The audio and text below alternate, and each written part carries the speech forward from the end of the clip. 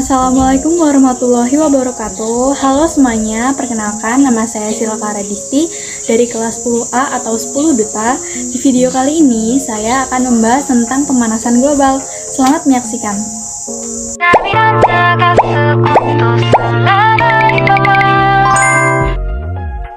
Teman-teman, coba deh bayangin, bumi tanpa pepohonan hijau, udara bersih, atau musim yang kita kenal.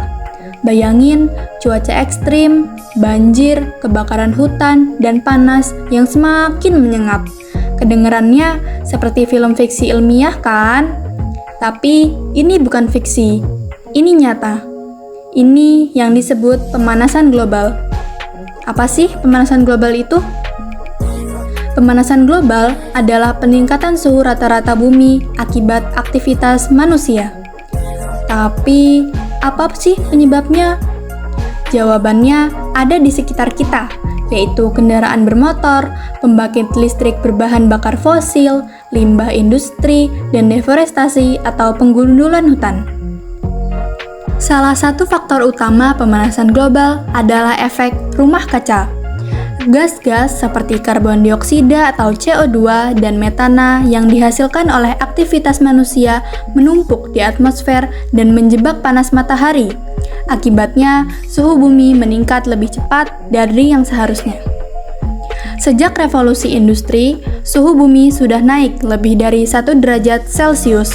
Mungkin terdengar kecil ya, tapi dampaknya sangat besar loh. Perubahan ini menyebabkan es di kutub mencair, permukaan laut naik, dan pola cuaca menjadi semakin kacau.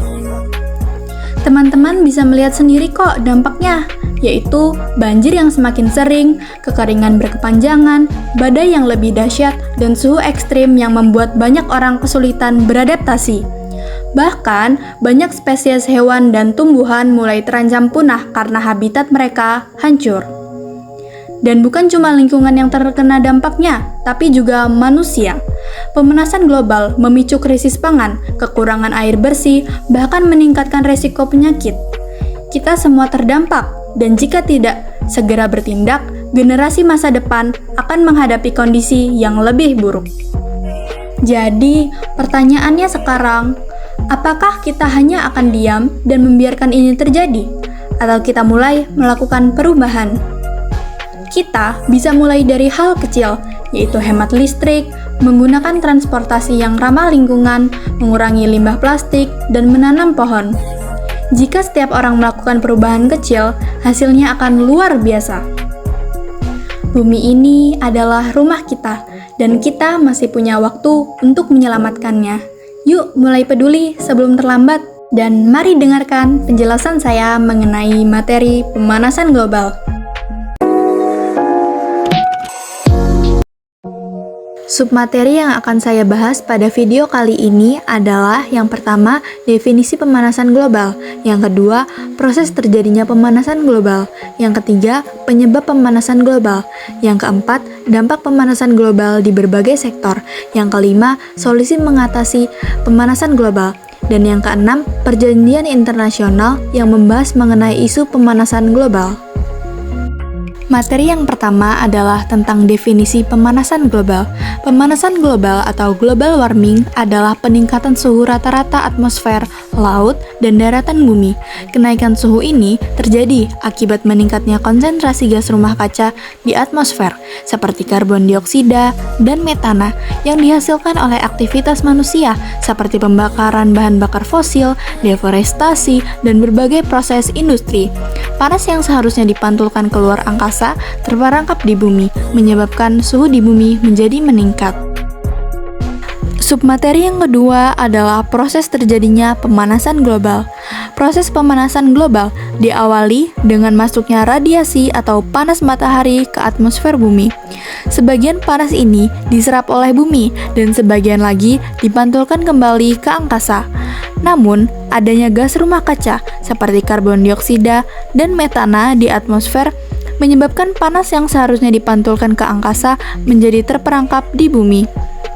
Gas rumah kaca ini bekerja seperti kaca pada rumah kaca yang memungkinkan cahaya untuk masuk tetapi menghalangi panas keluar. Akibatnya, panas terakumulasi di permukaan bumi, menyebabkan peningkatan suhu rata-rata global. Aktivitas manusia seperti pembakaran bahan bakar fosil, deforestasi, dan industri peternakan meningkatkan konsentrasi gas rumah kaca di atmosfer, memperparah efek rumah kaca dan menyebabkan pemanasan global. Submateri yang selanjutnya adalah penyebab pemanasan global. Yang pertama, pembakaran bahan bakar fosil. Pembakaran bahan bakar fosil seperti batu bara, minyak bumi, dan gas alam menghasilkan emisi karbon dioksida atau CO2 yang signifikan. Aktivitas ini umum terjadi di berbagai sektor seperti pembangkit listrik, transportasi, dan industri. Yang kedua adalah efek rumah kaca. Efek rumah kaca terjadi ketika panas matahari terperangkap di atmosfer bumi oleh gas-gas rumah kaca. Meskipun efek ini diperlukan untuk menjaga suhu bumi tetap layak huni, peningkatan konsentrasi gas rumah kaca akibat aktivitas manusia menyebabkan terlalu banyak panas yang terperangkap. Yang ketiga adalah deforestasi. Penebangan hutan mengurangi jumlah pohon yang berfungsi sebagai penyerap karbon dioksida. Hilangnya hutan menyebabkan lebih banyak CO2 tetap berada di atmosfer, mempercepat pemanasan global. Yang keempat, industri. Proses industri seperti manufaktur dan peleburan logam menghasilkan emisi gas rumah kaca seperti karbon dioksida dan nitrogen oksida. Industri memerlukan energi yang umumnya berasal dari pembakaran bahan bakar fosil yang juga menghasilkan emisi. Yang kelima adalah pertanian. Kegiatan pertanian seperti penggunaan pupuk dan peternakan menghasilkan emisi metana dan nitrous oxide. Yang keenam, polusi sampah plastik. Sampah plastik yang terpapar sinar matahari menghasilkan gas metana yang memperburuk pemanasan global. Selain itu, sampah yang tidak dapat didaur ulang seperti styrofoam juga menyumbang emisi CO2. Yang terakhir, pemborosan energi listrik. Pemborosan listrik menyebabkan peningkatan pembakaran batu bara untuk menghasilkan energi listrik yang pada gilirannya meningkatkan emisi gas rumah kaca. Submateri yang selanjutnya adalah dampak pemanasan global di berbagai sektor. Yang pertama, di sektor ekonomi, yaitu penurunan PDB hingga 10%. Yang kedua, peningkatan biaya logistik. Yang ketiga, gangguan rantai pasokan global. Yang keempat, kerugian finansial akibat bencana alam yang semakin sering. Yang kelima, perlambatan perdagangan internasional. Dan yang keenam, penurunan konsumsi per kapita global.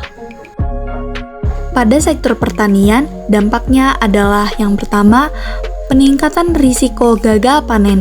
Yang kedua, potensi menghilangkan nilai ekonomi komoditas beras dan kopi. Yang ketiga, penurunan kualitas hasil pertanian. Yang keempat, dampak pada hasil panen, produktivitas, dan keberlanjutan pasokan pangan.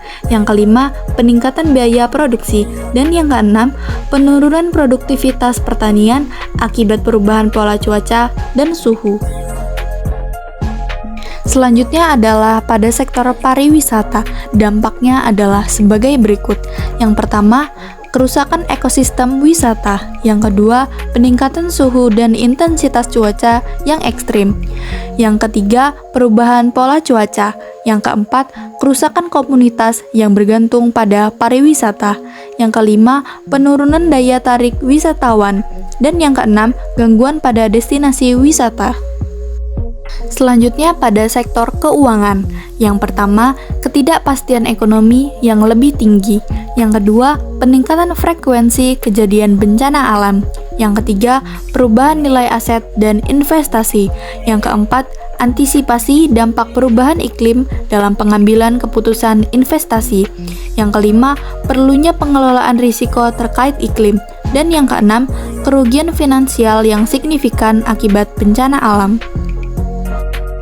Dampaknya bagi sektor lingkungan adalah sebagai berikut. Yang pertama, mencairnya es di kutub. Pemanasan global menyebabkan suhu bumi meningkat, sehingga mencairkan bongkahan es di wilayah kutub. Dalam 30 tahun terakhir, sekitar 28 triliun ton es di kutub telah mencair akibat pemanasan global. Yang kedua, krisis air bersih. Pemanasan global dapat menyebabkan air di dalam tanah menguap, sehingga menyebabkan krisis air bersih. Yang ketiga, kebakaran hutan. Suhu yang meningkat akibat pemanasan global dapat memicu kebakaran hutan. Kebakaran hutan dapat menyebabkan kerusakan lingkungan dan hilangnya hutan. Yang keempat, hujan asam dan kabut asap. Pemanasan global dapat menyebabkan hujan asam dan kabut asap, terutama akibat kebakaran hutan yang berdampak buruk bagi kesehatan manusia. Yang kelima, krisis pangan. Pemanasan global dapat meningkatkan suhu laut yang berpengaruh pada kematian biota laut, sehingga menyebabkan kekurangan pasokan ikan dan hewan laut dan berpotensi menyebabkan krisis pangan. Yang terakhir, punahnya fauna dunia. Perubahan iklim ekstrem akibat pemanasan global menyebabkan banyak hewan kehilangan habitatnya. Jika hewan tidak dapat beradaptasi dengan habitat baru, mereka tidak dapat bertahan hidup dan akan mati. Pada sektor industri, dampaknya adalah yang pertama, peningkatan biaya energi, yang kedua, peluang baru dalam inovasi dan efisiensi energi, yang ketiga, perubahan dinamika bisnis, yang keempat, pergeseran ke sumber energi yang bersih dan berkelanjutan, yang kelima, gangguan pada rantai pasokan, dan yang keenam, peraturan ketat untuk mengurangi emisi gas rumah kaca. Pada sektor kesehatan, dampaknya adalah sebagai berikut. Yang pertama, masalah kesehatan serius akibat polusi udara. Yang kedua, dampak negatif pada kualitas hidup dan kesehatan manusia. Yang ketiga, kurangnya ketersediaan air bersih. Yang keempat, penyakit yang ditularkan oleh vektor seperti malaria dan demam berdarah. Yang kelima, peningkatan risiko penyakit menular.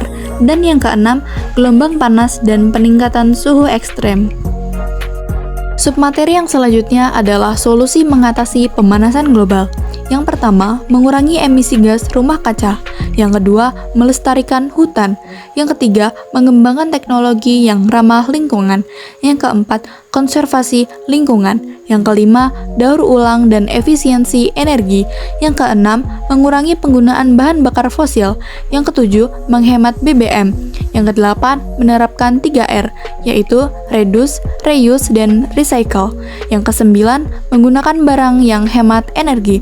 Kesepuluh, menggunakan transportasi umum dan sepeda. Yang ke-11, minimalkan penggunaan peralatan yang mengandung CFC atau klorofluorokarbon. Lalu ada peran individu dalam mengurangi pemanasan global. Individu memainkan peran penting dalam mengurangi pemanasan global karena tindakan kecil dan konsisten dapat memberikan dampak yang signifikan. Setiap orang dapat mulai mengurangi penggunaan energi di rumah, seperti mematikan peralatan listrik yang tidak diperlukan dan beralih ke energi terbarukan, memilih transportasi yang ramah lingkungan seperti berjalan kaki, bersepeda, atau menggunakan transportasi umum.